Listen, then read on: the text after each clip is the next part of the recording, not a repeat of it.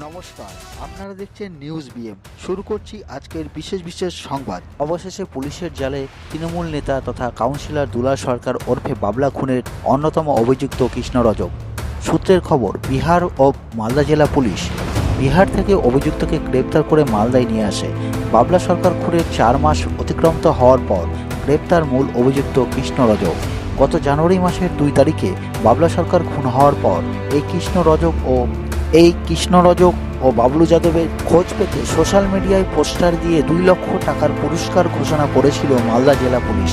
অবশেষে পুলিশের জালে কৃষ্ণ রজক, তবে এখনও পলাতক আরও এক অভিযুক্ত বাবলু যাদব। এ নিয়ে বাবলা সরকার খুনে গ্রেপ্তারের সংখ্যা দাঁড়ালো 8 জন। এদিকে কৃষ্ণ রজকের গ্রেপ্তারিতে এবার কি সামনে আসবে খুনের মূল কারণ? উঠে আসবে মূল চক্রী কে ছিলেন পেছন থেকে? কে খুন করিয়েছেন? খুনের পেছনে আর কারা কারা জড়িত রয়েছে? কেই বা মাস্টার মাইন্ড আছে কিনা সেই প্রশ্ন শুরু করেছে। আজই কৃষ্ণ রজককে মালদা জেলা আদালতে তোলা হয়।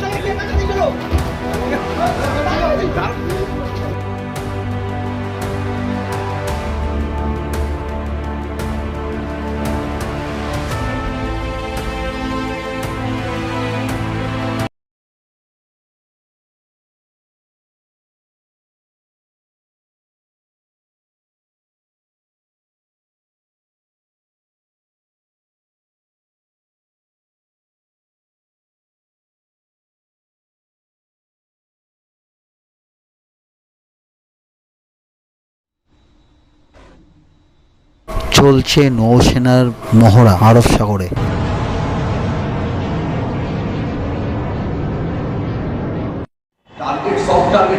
সেকুলারটা কি করবে? আমি তো সেকুলার মানে কি?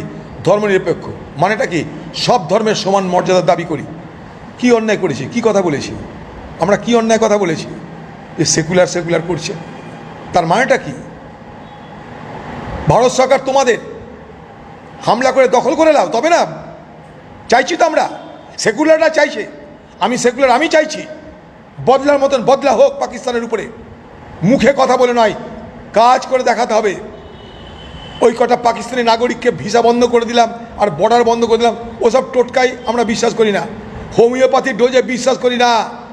অ্যালোপ্যাথিক ডোজ চাই, অ্যান্টিবায়োটিক ডোজ চাই মোদির কাছে। মোদিজির কাছে বলবো অ্যান্টিবায়োটিক ডোজ দিন। কবিরাজি নয়, হোমিওপ্যাথি নয়, অ্যান্টিবায়োটিক ডোজ দরকার পাকিস্তানের বিরুদ্ধে। ভারতের শক্তির অভাব নাই। আমরা চাইব ভারতবর্ষের সেনাবাহিনীকে আরও মজবুত করা হোক।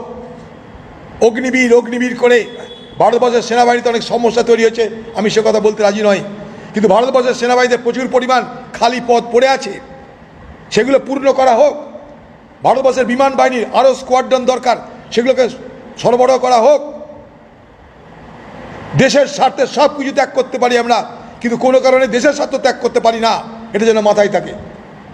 এইসব ন্যারেটিভ তৈরি করে আজকের দিনে যারা সেকুলার আর কমিউনালের বিভাজন করতে চায়, আমি মনে করি তারা দেশের জন্য কোনো শুভ চিন্তা করছে না। তারা হয়তো ভোটের চিন্তা করতে পারে। আমি ভোটের চিন্তা করি না, আমি দেশের চিন্তা করি, সমাজের চিন্তা করি, তাই বলছি এ কথা। কোনো দ্বিধা না রেখে বলছি এই কথা।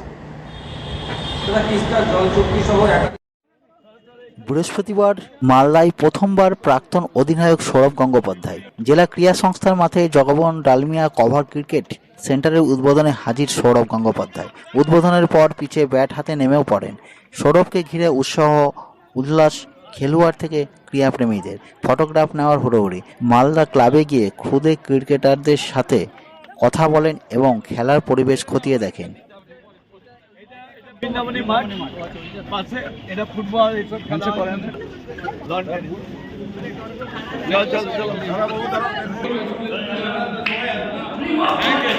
দাদা আরেকবার, দাদা আরেকবার, দাদা দাদা আরেকবার, দাদা।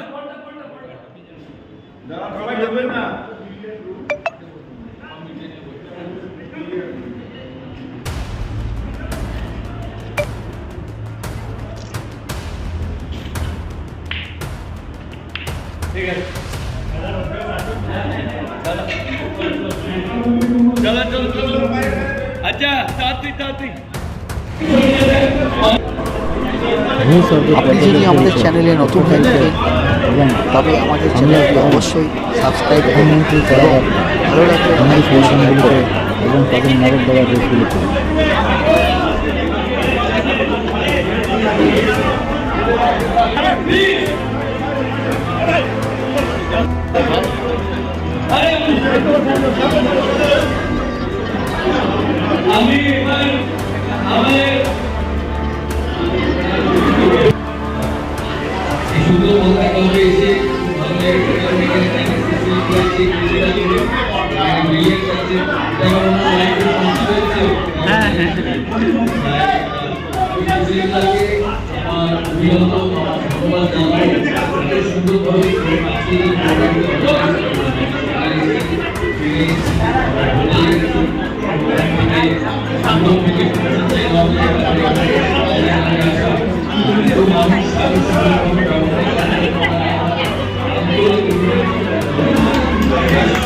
lovely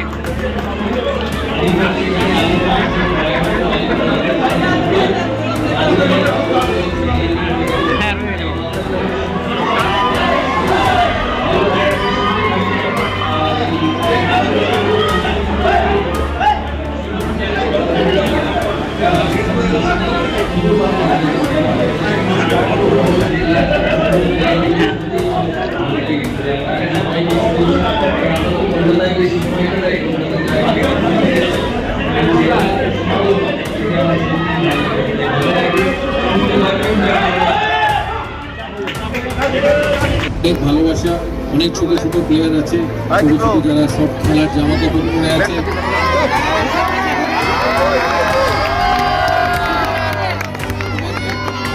তোমাদের খেলাধুলোর জন্য আমার অনেক শুভেচ্ছা রইল। মালদা একটা বড় ডিস্ট্রিক্ট। অ্যাকচুয়ালি আমি প্রথমবার মালদায় এসেছি, এর আগে কোনোদিন মালদায় আসিনি।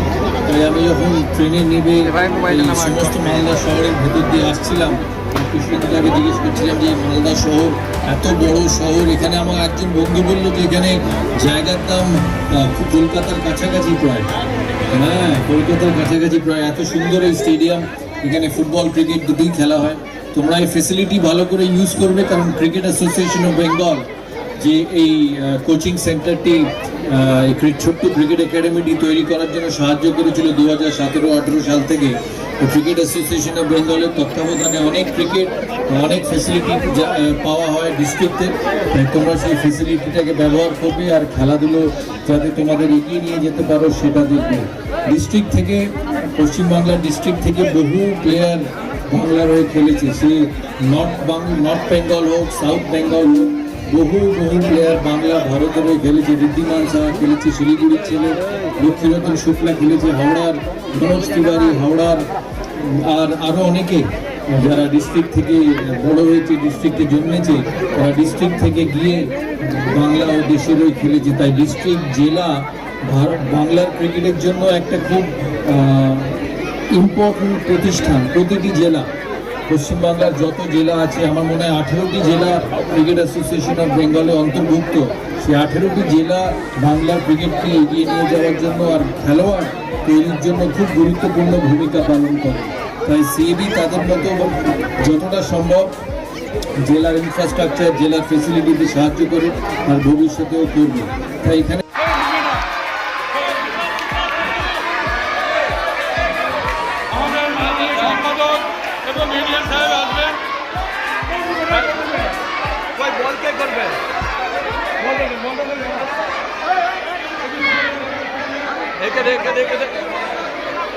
আপনি যদি চ্যানেলে নতুন হয়ে থাকেন তাহলে আমাদের খবরের আপডেট পেতে লাইক করুন, কমেন্ট করুন, খবরের থেকে মতামত দিন। আর যদি আমাদের সংবাদ আপনার ভালো লাগে তাহলে সাবস্ক্রাইব করে বেল বাটনে ক্লিক করুন খবরের আপডেট সবার আগে পেয়ে যেতে। ধন্যবাদ।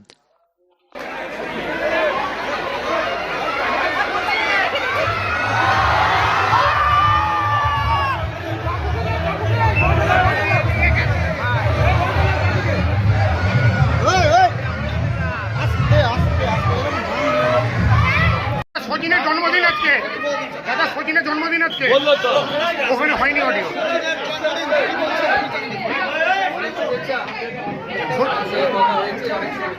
দাদা আইপিএল এর কলকাতার টিমের পারফরমেন্স নিয়ে কি বলবেন?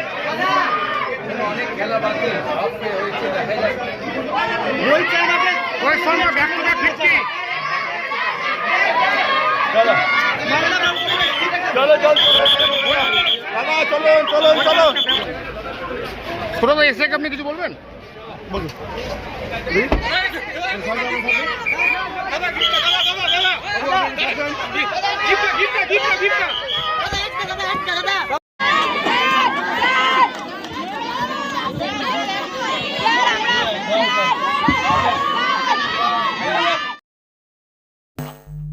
রাতের অন্ধকারে অবৈধভাবে মাটি ভরাটের অভিযোগ উঠছে গ্রামবাসীদের পক্ষ থেকে। গ্রামবাসীদের হয়ে আইনজীবী সংবাদ মাধ্যমের সামনে অভিযোগ করে বলেন যে রাতের অন্ধকারে বিনা বাধায় ডাম্পার লাগিয়ে চলছে মাটি ভরাটের কাজ, যে কারণে গ্রামবাসী এই বিষয়ে পুলিশকে জানিয়েও কোনো রকম লাভ হচ্ছে না বলে অভিযোগ তুলেছে গ্রামবাসী থেকে শুরু করে আইনজীবী।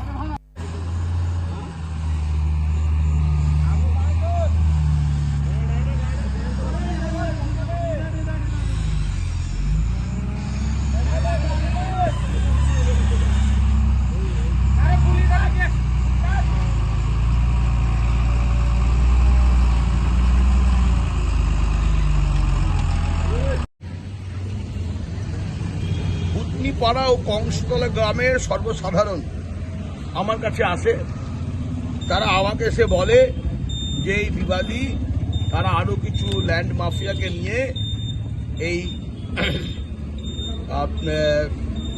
দুই গ্রামের মধ্যখানে মানে বিএসএফ এর যে পাশে একটা 60 বিঘা সম্পত্তি রয়েছে, সেখানে আপনার এই তোমার বিবাদী মানে মাসুদুর রহমান এই অবৈধভাবে ডাম্পার দিয়ে দুই মানুষ উঁচু করে মাটি ভরাটের কাজ আরম্ভ করেছে।